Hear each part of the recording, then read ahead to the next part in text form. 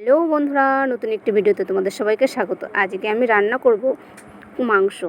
তো তার জন্য প্রথমেই আমি নিয়ে নেব একটি মিক্সিং বোলে জিরে, শুকনো লঙ্কা, রসুন, আদা কুচি, সেটিকে ভালো করে পেস্ট করে নেব। তারপর পেস্টটি হয়ে গেলে একটি কড়াইটি বসিয়ে আমি তাতে দিয়ে দেবো গোটা জিরে আর তেজপাতা। তারপর সেটি একটু গরম হয়ে গেলে তারপর তাতে দিয়ে দেবো সরিষার তেল।